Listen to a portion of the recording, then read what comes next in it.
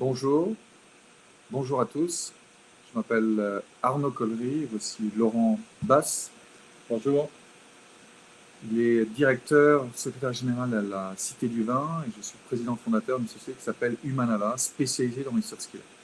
Ça va être très fluide, très sympa. Ce qu'on va faire aujourd'hui, c'est qu'on va vous présenter un tout petit peu en rapide notre parcours à chacun et qu'est-ce qui fait qu'on travaille autour des soft skills. Moi, en tant que coach, consultant depuis 10 ans et maintenant fondateur de cette plateforme, et Laurent en tant que anciennement DRH et maintenant secrétaire général.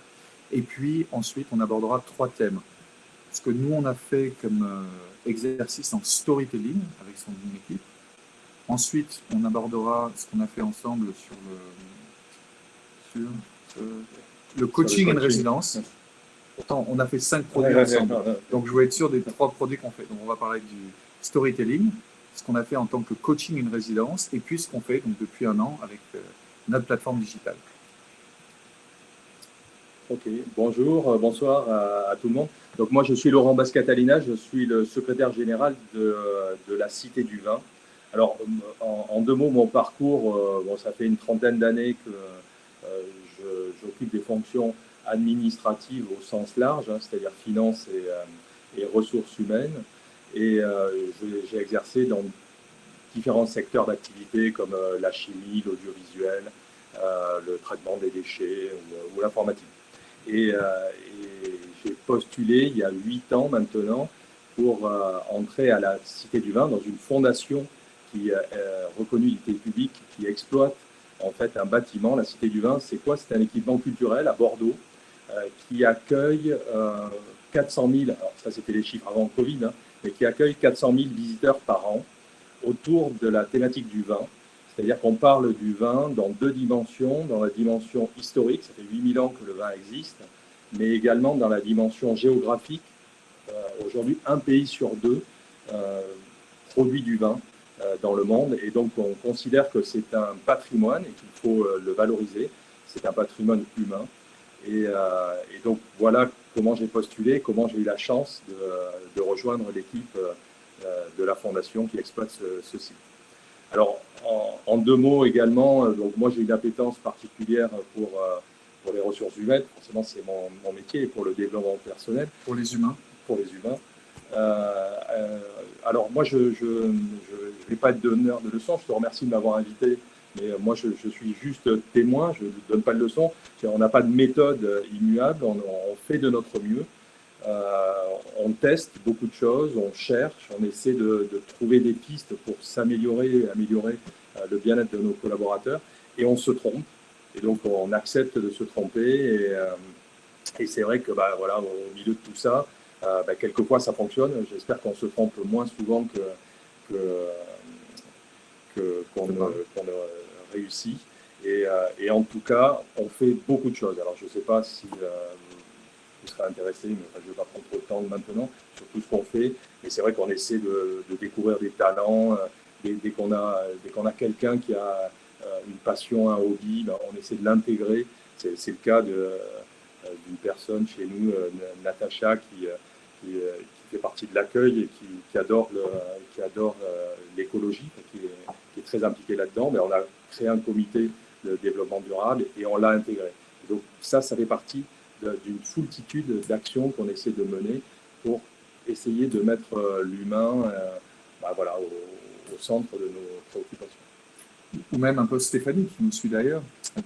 Absolument, Stéphanie, c'est le même cas. C'est quelqu'un qui, voilà, qui, au cours des événements que tu as pu faire chez nous, c'est trouver une vocation pour le coaching. Et donc, on a essayé de l'aider dans son parcours pour qu'elle puisse se former à devenir coach. Et là, bientôt, elle va prendre son envol. Et ça fera partie de nos succès.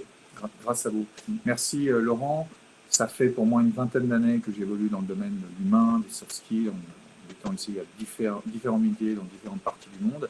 Il y a une dizaine d'années, en gros, on était encore à New York et on s'est dit, on va se concentrer qu'une chose, c'est l'humain, l'accélération de l'humain, l'accélération du capital humain. On fait beaucoup de choses comme des événements, du coaching, de la formation, des événements autour du storytelling, on va parler dans 2 secondes.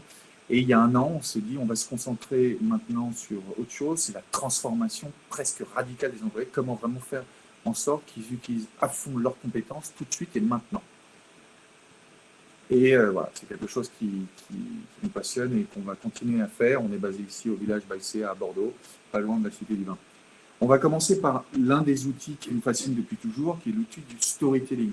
Alors, si tu veux bien, je vous présente un petit peu ce qu'on a fait et tu veux nous parler un petit peu du retour. Alors, si tu permets, juste avant, alors ça c'est ce que je crois. Moi, je crois que c'est le thème de la conférence ce soir, c'est que on n'engage pas les salariés, ce sont les salariés qui s'engagent. Et que nous, en tant que management ou organisation, on a souvent plus de capacité à démotiver. Ça, c'est assez facile de démotiver quelqu'un. En revanche, de motiver, ça dépend véritablement de lui. Mais en revanche, notre responsabilité, elle est de créer un environnement dans lequel il va pouvoir, s'il le souhaite, effectivement s'épanouir et se développer. Donc nous, on propose des choses et après nos collaborateurs disposent. En fait, c'est un véritable incubateur de bien-être que vous mettez à disposition. Je n'irai pas jusque-là. J'aime mettre les formes pour voilà, juste la différence. Merci. Et donc, on a commencé avec vous, c'était, je crois, l'une des premières choses qu'on a fait il y a 1 an et demi, avec un exercice de storytelling. Et ce qu'on fait, c'est qu'on prend des personnes, certaines au hasard, certaines qui nous avaient été recommandées par vous, et on les transforme en storytellers d'un soir en leur demandant une chose, qu'est-ce qui fait qu'ils sont devenus la personne qu'ils sont aujourd'hui. On avait pris dans votre cas 4 personnes, et je me rappelle encore, je ne veux pas la citer parce que c'est un peu anonyme, mais l'une d'entre elles disait, je ne suis pas du tout à ma place, qu'est-ce que c'est que cet exercice, c'est pas le corporate, c'est pas le business, et puis je ne suis pas quelqu'un qui parle en public, c'est pas ma fonction. Non, reste, faites-moi confiance, ça va le faire. Et puis finalement, ça a été une révélation pour elle, pour eux, pour l'équipe, vraiment de connaître en détail et en profondeur qui est à côté de vous au quotidien, nous a prouvé au fil des années, nous, ça fait des années qu'on fait ça, et toi tu vas nous en parler du retour, mais nous a prouvé que cette personne peut devenir elle-même complètement dans le sein du boulot. Et tous les collaborateurs peuvent comprendre, ok, c'est cette personne sans son masque, et maintenant je vais travailler un peu plus facilement avec elle parce que je connais ses points forts, ses points faibles. En tout cas, qui elle est, qui est vraiment cette personne. Alors, oui, alors, nous, dans le contexte, une fois par an, on essaie de réunir toute l'équipe, la fondation. À la Cité du Vin, il y a à peu près 200 personnes qui travaillent, mais à la fondation, on est un peu plus d'une centaine. Et une fois par an, on essaie de se retrouver tous ensemble. Et comme je le disais tout à l'heure, à chaque fois qu'on fait quelque chose, au bout d'un moment, ça s'essouffle.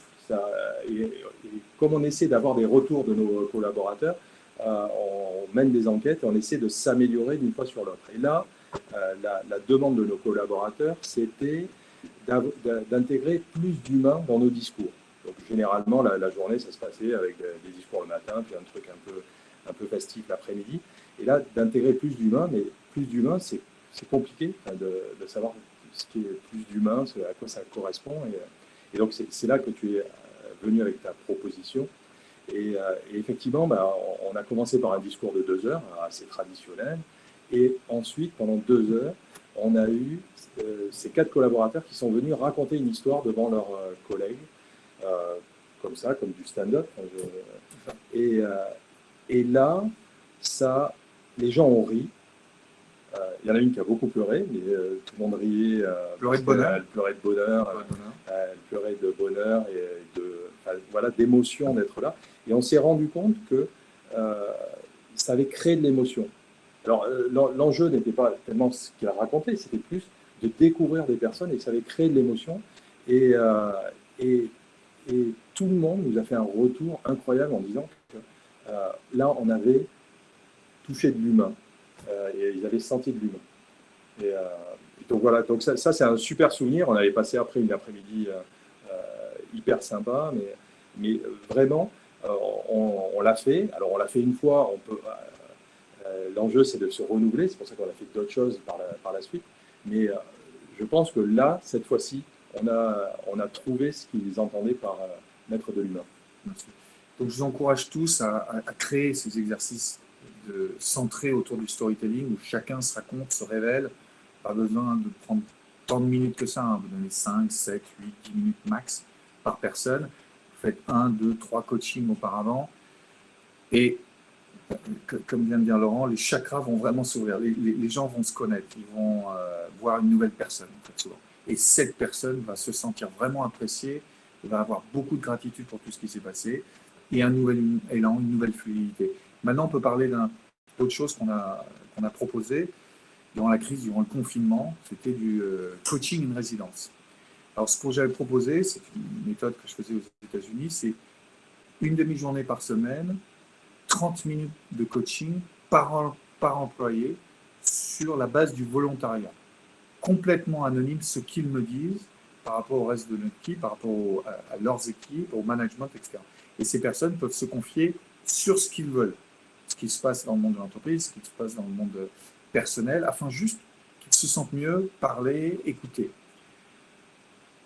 Et c'est pas mal quand quand c'est quelqu'un de l'extérieur, parce qu'on a une vue différente, une perspective, on n'a pas d'influence sur ce qui va se passer dans leur vie, on est juste là. Et de savoir qu'il y a quelqu'un qui nous écoute et qui peut nous mettre de l'écoute, nous mettre du coaching si on a besoin, mais qui est juste là, tous les vendredis après-midi, on avait fait ça 4-5 mois, 6 mois, ouais. Plus de 6 mois, on avait fait ça. Ça a été une aventure passionnante, puis en plus dans un environnement socioculturel, comme c'était le cas à l'époque, je crois que on avait commencé à mai du la sortie du premier confinement. Voilà, c'est une autre chose qu'on vous propose, c'est de faire du coaching en résidence, quand vous pouvez une demi-journée par semaine avec quelqu'un qui est assez dans l'écoute et qui veut juste être là pour les gens qui en ont besoin à un moment défini de leur vie dans l'entreprise. Alors, oui, alors ça c'était une aventure. Effectivement, moi, je pense que tout le monde a été bouleversé par le premier confinement, en tout cas. Et c'est vrai que nous, on a senti qu'il y avait un besoin de prendre soin de nos collaborateurs. Alors, on a fait plein de visios pour les tenir au courant, mais bon, j'imagine que comme dans toutes vos entreprises, c'était les tenir au courant qu'on était au courant de rien et qu'on ne savait pas, mais en tout cas, être là. Donc, on a demandé aux managers de les appeler régulièrement, mais on s'est dit que voilà, on n'avait pas forcément tous les retours possibles, et d'autant que nous, on a certains collaborateurs qui ont été en activité partielle pendant plus d'1 an. C'est-à-dire que bon, on a été extrêmement touchés, hein, puisqu'on est un site ouvert au public, donc on avait une crainte, voilà, qui est une perte de pied, et du coup, on est passé sur cette solution. Donc, c'était effectivement des créneaux d'une demi-heure. Chacun prenait son créneau. Alors, ça pouvait se faire seul ou à plusieurs. Et il s'est passé une alchimie. Alors, au début, là, il y avait 2-3 rendez-vous. Puis ça a monté en pression. Et il y a eu une vraie alchimie. Il y a eu un vrai engouement. Alors, avec des personnes qui l'ont fait une seule fois, des personnes qui ont pris un rendez-vous toutes les semaines. Et alors, l'idée, le concept, c'était que toi, tu ne nous faisais aucun retour. Aucun retour, c'est-à-dire que c'était complètement confidentiel, hein, à moins qu'il y ait une volonté du collaborateur de le faire, mais c'était confidentiel. Mais on a vraiment eu une appropriation de ce système. Alors, la seule chose, c'est que comme dans tout système, ça ne touche pas tout le monde. Donc, nous, moi, je n'ai jamais trouvé quelque chose qui touchait l'intégralité, mais ceux que ça a touché, ça a fonctionné. Alors, tu nous as même alerté une fois sur un cas particulier. Alors, on n'est pas dans la psychologie, hein, on ne se soustrait pas, on ne te déléguait pas non plus notre responsabilité. C'était juste un outil supplémentaire pour les collaborateurs et pour qu'ils puissent s'exprimer. Voilà. Et c'est quelque chose dont on est a posteriori assez fier. Moi, c'était une grande fierté et un grand moment. Pareil, je vous encourage tous à faire ce genre d'exercice et de proposer ça à vos collaborateurs. La gratitude en sera assez dingue. Et puis vous aurez une fierté exactement comme Laurent l'a eu par rapport à ce que vous avez proposé. Vous savez que vous avez fait du bien. Voilà. La définition de la bienveillance, c'est de vouloir faire du bien. Enfin, on va parler de Humanava, la plateforme qu'on a lancée il y a un an maintenant. Ce qu'on s'est dit, c'était justement avec ces retours, avec des sociétés comme celle de Laurent ou d'autres, qu'il fallait mettre à disposition une façon un peu plus transversale ou une solution qui parle à encore un peu plus de gens sur un peu plus de sujets. Et on s'est dit qu'il y avait la possibilité de monter une plateforme avec des vidéos d'1 h 30 à 2 heures, décomposées dans des modules de 10 minutes, sur toutes les thématiques qui concernent les soft skills. La créativité, la diversité et l'inclusion, le dépassement de soi, la bienveillance, etc., etc. Donc on a pris toutes les thématiques que vous, les RH, vous chargez des relations humaines, vous aimez, vous les cherchez. Celle de par exemple, la créativité, on l'a fait avec Philippe Boulanger, ancien collaborateur de Steve Jobs. Et chaque fois, on a pris des ponts, des gens qui étaient assez connus dans le domaine du monde de l'entreprise, et qui pouvaient incarner, qui pouvaient vraiment parler de cette thématique. On a construit ces vidéos sur 6-8 mois, une coécriture. Je pense avec par exemple à Thierry Watley, ancien directeur de RTL, et qui nous a fait une superbe classe sur l'art oratoire. Donc voilà, on a mis à disposition des sociétés comme la vôtre, l'accès à beaucoup de vidéos. On a aujourd'hui 80 modules. La dernière en date, donc sur le dépassement de soi, avec le jeune Théo Curin qui a traversé le lac Titicaca alors qu'il lui manque 2 bras, 2 jambes, et qui nous prouve chaque jour que c'est juste une volonté, quelque chose d'incroyable. Et il y a la possibilité sur la plateforme de prendre des notes, de partager ce que vous voulez au niveau de chat forum. On est en train de mettre petit à petit des petits PDF, des ressources pour que les gens aillent un peu plus loin. Et puis, parfois, dans le cas, on l'a fait avec vous, une facilitation physique, on peut le faire aussi par vidéo, sur ce qui s'est passé. Tu veux compléter peut-être un peu sur ce qu'on a fait et ce que vous avez vu avec les vidéos Humanava sur les soft skills? Non, les vidéos, Humanava, c'est un vrai complément, je trouve, c'est pour ça qu'on a adhéré au projet, hein, c'est un vrai complément. Encore une fois, c'est une boîte à outils qu'on propose aux collaborateurs, à eux. Et ce qui est bien, c'est qu'il y a plein de thématiques différentes, donc ils peuvent choisir celle qui va les intéresser. Et en plus, c'est très abordable. C'est aussi important parce qu'on n'est pas, moi je ne suis pas dans le développement personnel, on n'est pas tous des spécialistes, mais on a juste des questions. Et ce qu'on avait apprécié, c'est qu'on avait utilisé ça pour faire un atelier.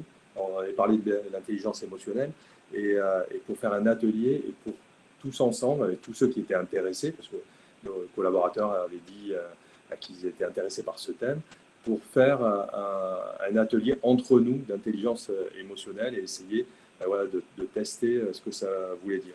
Alors, encore une fois, moi, on est nous dans cette logique où on propose des choses parce que c'est bien, ça me paraît bien de ne pas imposer, surtout dans ces domaines-là.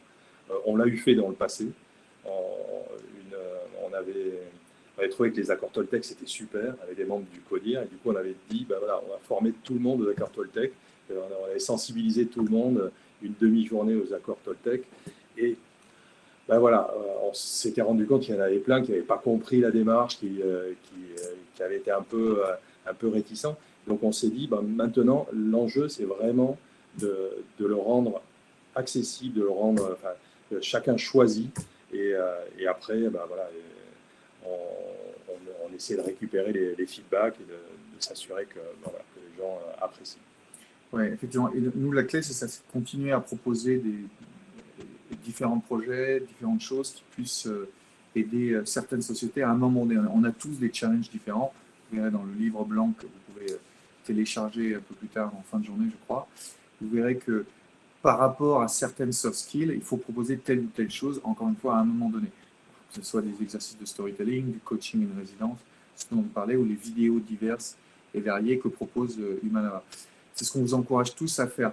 Maintenant, si tu veux, peut-être on peut même élargir les débats d'une manière générale sur l'importance des soft skills, l'importance d'encourager les gens à comprendre ce que c'est, l'importance d'encourager les gens à se comprendre et partager. Qu'est-ce que tu voudrais dire peut-être d'une manière générale là-dessus? Alors, moi, déjà, je ne suis pas un spécialiste, hein, je suis Praticien. ouais, un praticien. Ouais, et alors, je, je n'ai pas de perspective sur les soft skills. Ce que je sais, c'est que tout ce qu'on a pu mettre en œuvre, tôt ou tard, ça s'est émoussé. C'est-à-dire que nous, on est beaucoup dans la reconnaissance, en fait, des collaborateurs, enfin, on essaie. Et donc, on essaie de les remercier, on essaie de célébrer les victoires.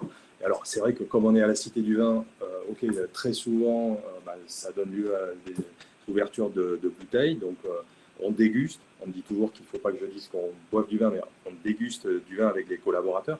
On fait des fêtes, on fait des after-work pour que chacun apprenne à se connaître. Mais on sait qu'au bout d'un moment, bah voilà, ça a tendance à s'émousser et qu'il faut se renouveler. Et donc, moi, je trouve que ce qui est important, c'est bah voilà, être capable de se renouveler, de prendre des idées. Alors, nous, on fait plein de choses hein, comme ça.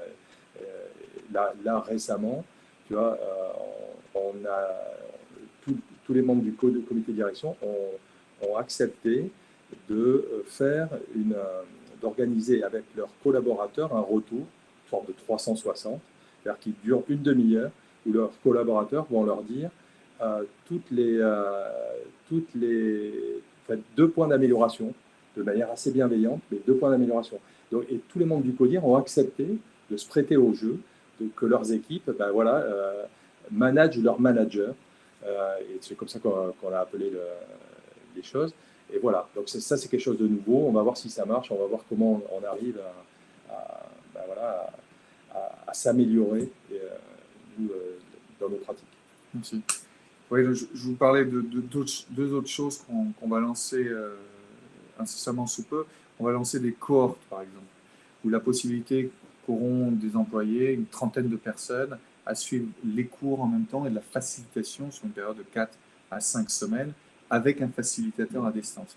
C'est quelque chose qu'on va mettre en place d'ici normalement 15 jours, ça va être sur pied, pour aider, améliorer, créer de la vraie transformation. Parce qu'on se rend compte effectivement, mais comme tu l'as bien dit, il faut différents outils à différents moments, peut-être un moment des vidéos online, plus du team building axé sur du storytelling, un 360 ou d'autres choses. Par exemple, on a mis en œuvre, si on était en Tunisie il y a une semaine, un team building d'une journée de 8 heures et à la suite de ça, le lendemain matin, on a fait ce qu'on appelle du corporate profiling, où on passe personne par personne, on a à peu près 30 personnes, et on dit leurs faiblesses et leurs forces sur chacune des personnes. Et ça permet quoi? Ça permet aux managers qui nous écoutent de vraiment comprendre l'intérêt principal de la personne et de mettre en œuvre leur valeur ajoutée au sein de l'équipe tous les jours. On ne peut pas toujours mettre une valeur ajoutée.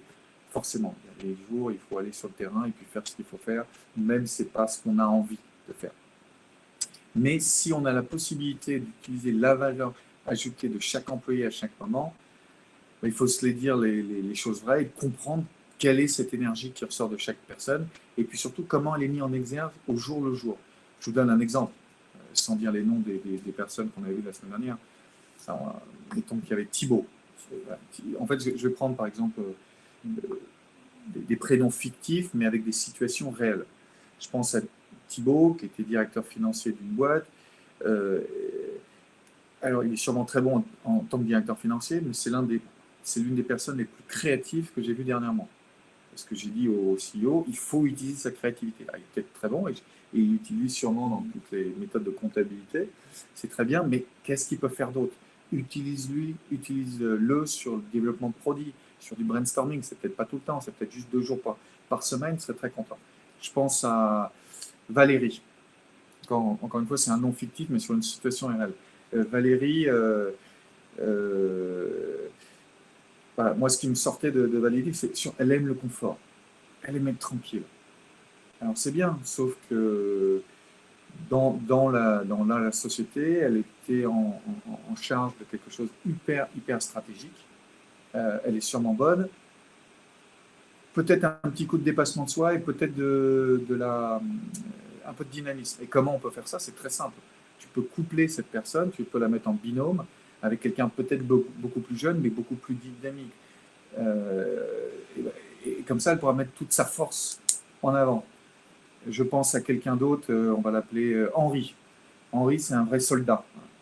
Et en tant que soldat, il faut l'utiliser plus parce que sinon, il ne va pas être content. Il a besoin qu'on soit utilisé. Il y a des gens qui sont dans votre entreprise qui ont besoin qu'on sente que vous utilisez toutes ces compétences. Alors parfois, vous ne pouvez pas. Il y a des semaines ou des mois parce qu'il y a un truc. Mais dès que vous pouvez, on va utiliser tes compétences. Et il y a des personnes, il faut que vous rajoutez du travail. Sinon, ils vont absolument, ils vont quitter l'entreprise. Elle n'est pas assez.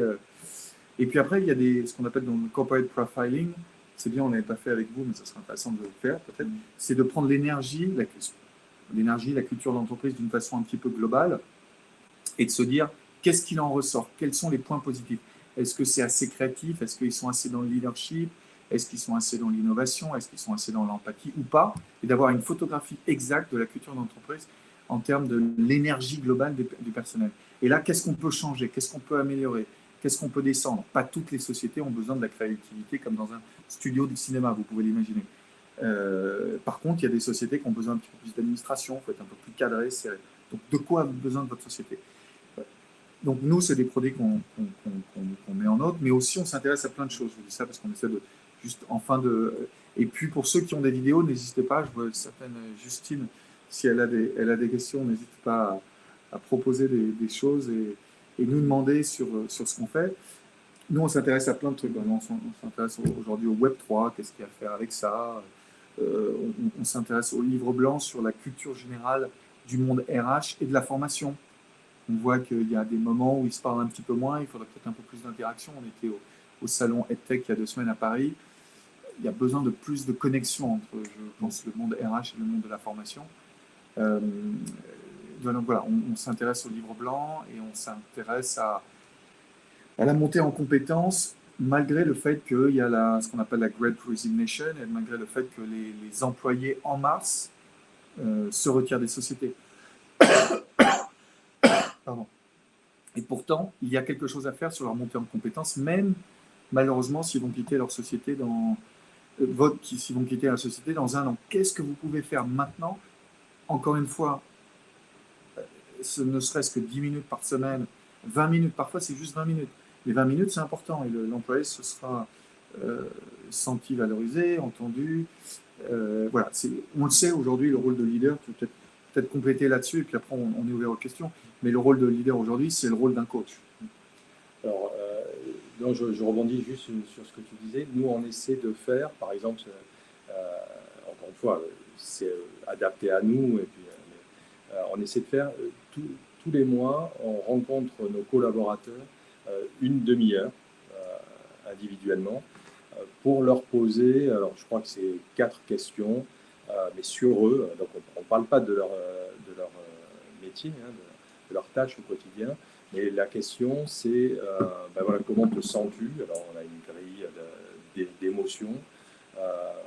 Qu'est-ce qu'on pourrait améliorer?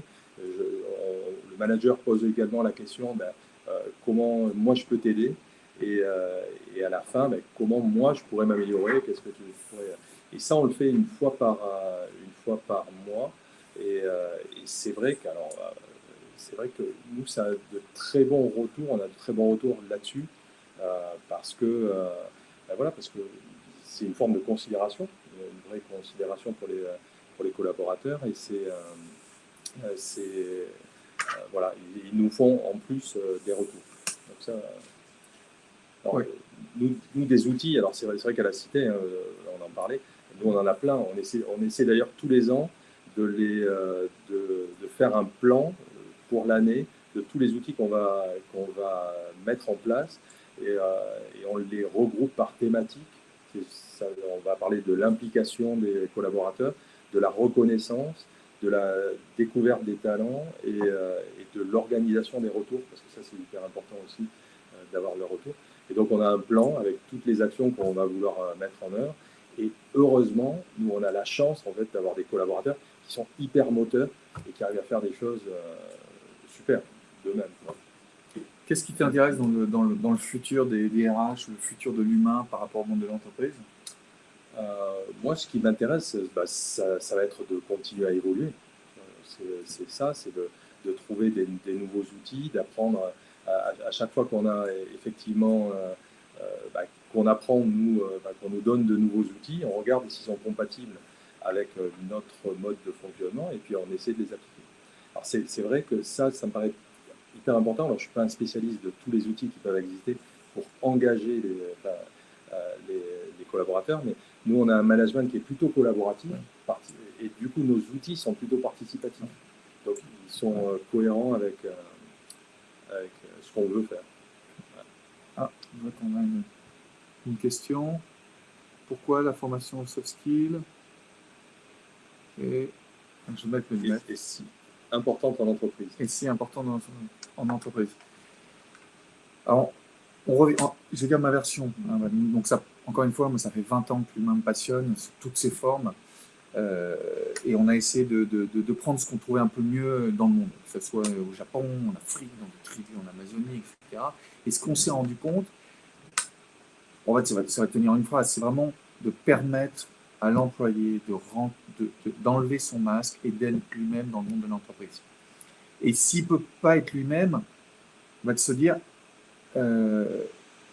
comment je peux le faire, avec qui je peux commencer. Je me souviens d'une discussion que j'ai eue au Maroc il y a 2 semaines, où on présentait notre solution parmi les plus grands DRH du Maroc, et l'un d'entre eux vient et me dit « Arnaud, comment je dois faire ? Je n'arrive pas à être moi-même dans cette société. » On est obligé d'être double face, n'est-ce pas ?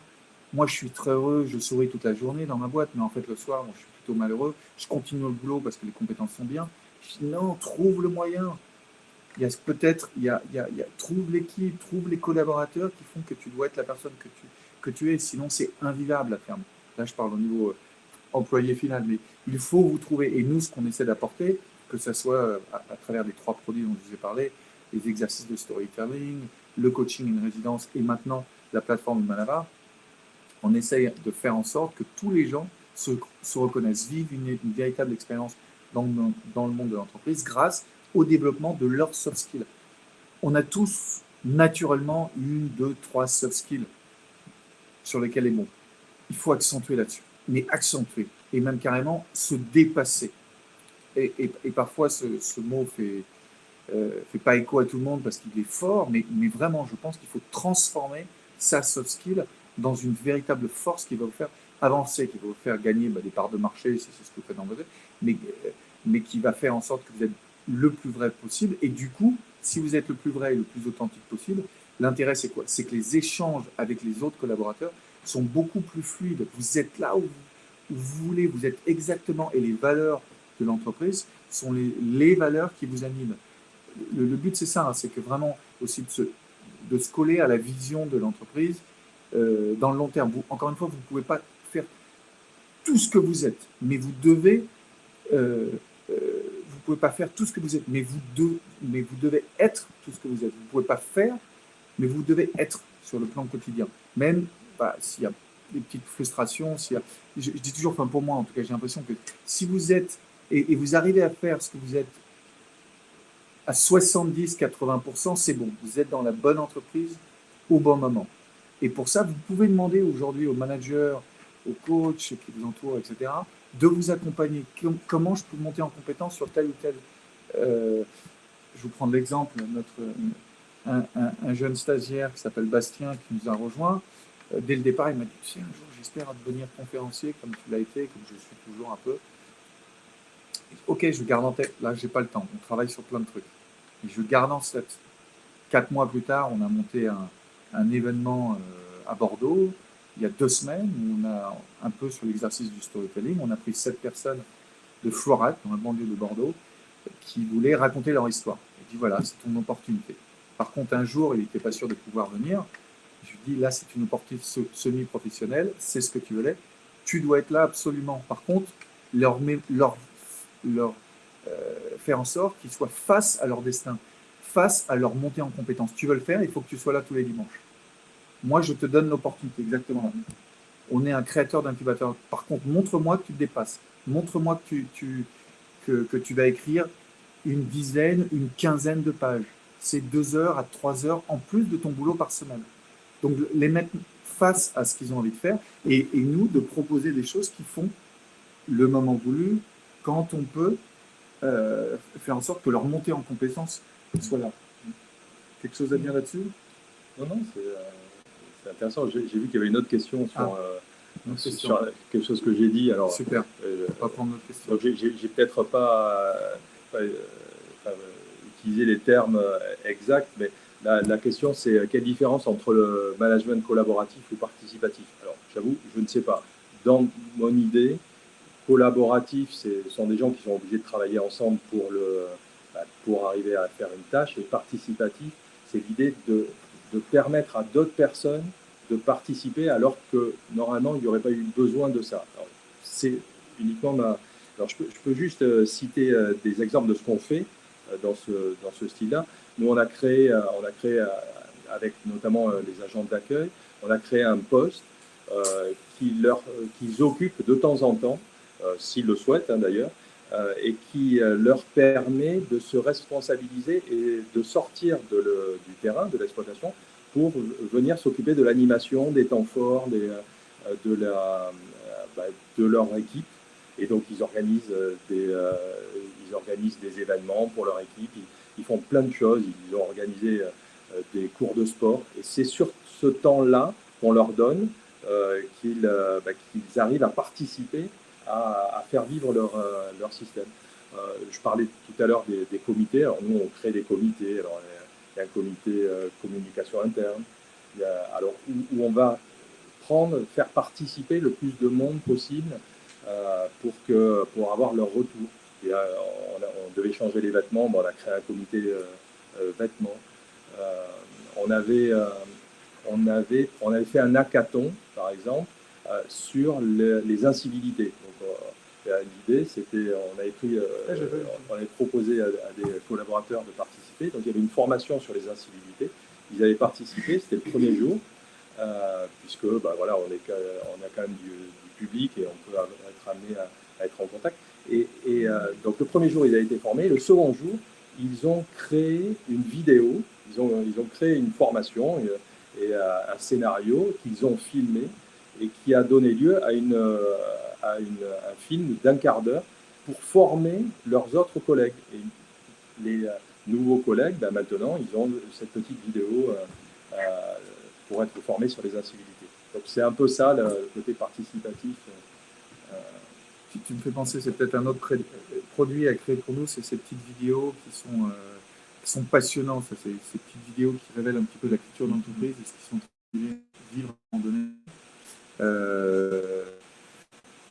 C'est une très bonne idée à faire ça. Je le mets parce que absolument. Il y a une autre question?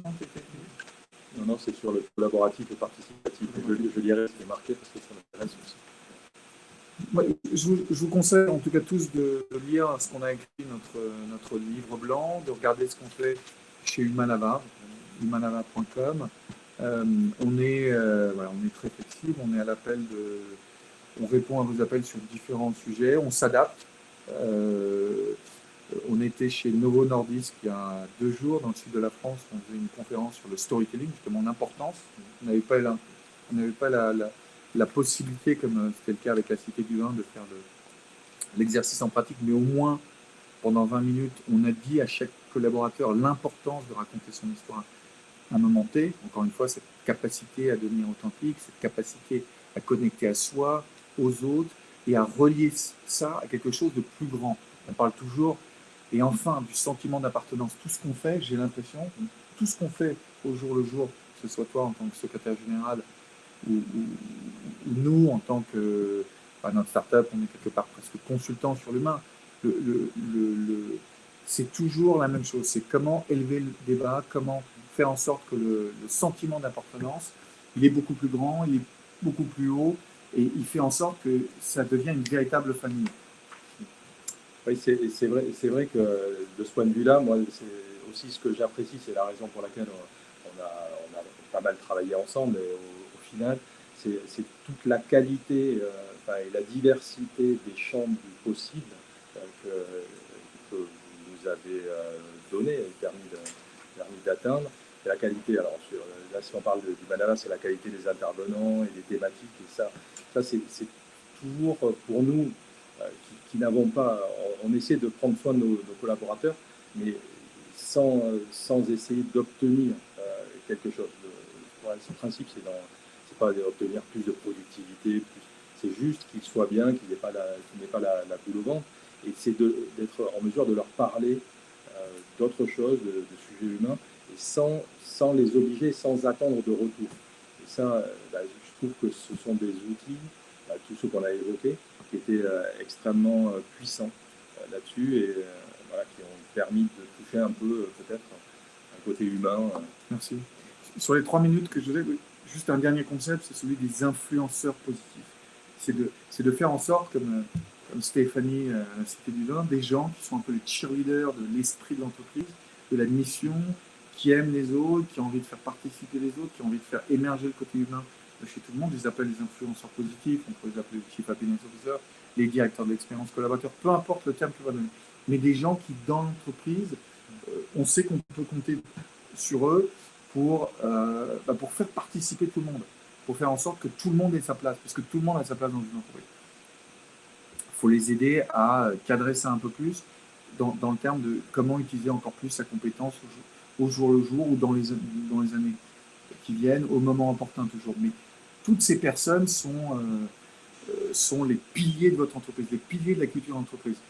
Je vais finir là-dessus parce que dans ce monde qui s'avère d'une partie un peu de plus en plus difficile sur certains cas, il faut qu'on s'appuie sur ces personnes fortes qui sont ceux qui reflètent les valeurs de l'entreprise. Donc, peu importe le nom que vous donnez à ces personnes, il faut qu'elles soient là, qu'elles soient mises en avant, que le management les connaisse et que chacun des employés puisse se confier à elles. Alors, oui, ça c'est tout à fait. Moi, je suis là ce soir, mais c'est pas moi qui porte ça. Je ne le porte pas seul, c'est évident. Et c'est beaucoup de collaborateurs, la plupart des collaborateurs qui le portent. C'est notre directeur général qui est très sensible à ça, mais c'est également les membres du CODIR. Moi, j'ai une équipe RH qui travaille beaucoup, parce que c'est difficile d'être RH aujourd'hui, parce qu'on prend aussi des coups, parce qu'on a des retours, et malgré ça, ils continuent à chercher des opportunités pour faire du bien. Mais ce sont également toutes les équipes dont on a cité un certain nombre, qui adhèrent à ça et qui le font vivre, et qui font que voilà, tout d'un coup, ils vont mettre de la musique et on va danser, et tout d'un coup, voilà, la fête va changer. Et ça c'est important. Et je pense que sans toutes ces personnes de bonne volonté, on n'y arriverait pas, c'est certain. Merci, je crois qu'on arrive à la fin. Je crois qu'il va y avoir un compte à rebours bientôt. Je ne sais pas exactement sa première compte à rebours. Il reste encore 2 minutes. 2 minutes, super. Ouais. Qu'est-ce que tu veux dire de plus? Non, moi je voudrais remercier, alors si j'ai 2 minutes, je voudrais te remercier toi d'abord d'avoir pu me faire m'exprimer, et également pour tout ce que tu as pu faire pour nous, et remercier également tous les collaborateurs de la Cité du Vin, parce que c'est avant tout parce qu'ils jouent le jeu, parce que ça les intéresse, et ça, à quelque niveau que ce soit, qu'on essaie en tout cas d'avoir une bonne ambiance et d'améliorer le bien-être, même si, encore une fois, on ne donne pas de leçons, on se plante, mais en tout cas, on essaie, voilà, de faire de notre mieux. Et puis je vais finir là-dessus, je ne sais pas combien de temps il nous reste, mais pourquoi, encore une fois, l'humain? Il y en a qui, qu'est-ce qu'il fait? Est-ce que c'est une mode? Non, c'est pas une mode. C'est ici pour rester. Quand vous travaillez avec des gens dans des tribus plus primitifs, en fait, ils ont tout compris. C'est d'abord l'humain qui prime, c'est pas le reste. Donc c'est les fondamentaux. Et si les fondamentaux sont là, on peut faire ce qu'on veut. Si on travaille sur l'humain, c'est bien pour chacun des employés, c'est bien pour la boîte, parce que toutes les études ont prouvé c'est bien pour la créativité, c'est bien pour la productivité, pour la créativité, pour la culture d'entreprise, et puis c'est bien pour le reste du monde. On appelle ça l'émotion contagieuse. Donc il y a une super émotion de positivité qu'on peut faire apparaître et qu'on peut faire éclore, surtout dans chacune des entreprises, à n'importe quel moment, avec des gens comme toi, ou peut-être avec des propositions comme la nôtre. Merci. Je crois que la vidéo va s'éteindre dans quelques secondes, donc n'hésitez pas, arnaud@humanava.com. Vous avez tous les renseignements. Et puis, je sais pas si tu veux donner tes informations. Oui, oui, alors si quelqu'un était intéressé, nous on peut partager tout ce qu'on fait, hein, c'est une liste Open source. ouais, on peut partager. Et en tout cas, nous on est preneurs de tout ce qui pourrait être, Agrémenté. oui, vous paraître intéressant. On est prêt à tester, ça nous, en tout cas n'hésitez pas, nous on vous dira, parce que là je n'ai cité qu'à peine le dixième de tout ce qu'on peut faire. Voilà. Merci, c'était un plaisir de vous voir, de partager, de répondre à quelques questions. Et puis, je vous dis à tous à la prochaine fois. Merci, merci à vous. Alors, je ne vois pas tout parce que je n'ai pas mes petites lunettes. J'arrive à lire. Merci. Merci Stéphanie. Merci Chloé. Merci à tout le monde. De toute façon, ton Mac va s'éteindre. Mon Mac va s'éteindre. C'est bien, ça va à peu près au même moment. Donc c'était fait, c'était un signe. Hein, on appelle ça des divine moments aux États-Unis. Le moment divin où les coïncidences, plus que des coïncidences, sont des synchronicités. Ce qui doit se passer. On devait être là en ce moment et passer. Ouais, et pas plus tard. Et pas plus tard. Toi, tu croyais que c'était 1 heure, mais dans 45 minutes. Mon ordinateur savait que ça devait être exactement 45 minutes. Bon. Bonne soirée à toutes et tous. Et puis, peut-être on se verra de visu. À la Cité du Vin, à la Cité du Vin. Bien évidemment, vous serez les encourage bienvenus. tous à venir à Fortescue. C'est vraiment une super bus, quelque chose de magnifique. Il y avait des émissions en 3D. Vous avez pris des acteurs connus d'ailleurs pour faire des parcours. Donc, et puis en plus, vous avez l'exposition Picasso maintenant qui cartonne. Vous avez toute la France pour venir, de Suisse, de Belgique, je crois. Les Américains sont revenus, donc on est très contents. Donc on n'avait pas prévu de faire de la pub pour la Cité du Vin, mais c'est juste qu'on a un peu de temps. Donc, en profiter. Okay. Donc en fait, c'est bien. Mais comme on n'est pas en charge de terminer le webinaire, c'est différent. C'est différent parce que souvent, j'ai l'habitude d'en faire souvent des webinaires et on termine. C'est nous qui prenons l'initiative. Là, c'est à vous. C'est amusant. En tout cas, c'est bien, ça nous met là. Et c'est important la joie. Absolument. Hein? Ça c'est l'émotion. Et souvent, on est trop dans le cérébral. Ouais. Et c'est compliqué d'avoir de l'émotion. On a l'impression qu'on est des commentateurs sportifs, tu sais, avant un match. Il faut meubler. Tu sais, ils savent pas trop quoi dire. Et puis là, il y a une pause qui a pris plus de temps, etc. C'est un peu la même chose. On n'est pas des commentateurs sportifs, on est des commentateurs de l'humain. On est des quoi. Oui, on meuble, enfin on vide. On meuble. En tout cas, bonne soirée Camille. Bonne soirée Camille, bonne soirée à tous. C'était un plaisir d'être avec vous. Et de toute façon, mon ordinateur va s'éteindre. Donc de toute façon,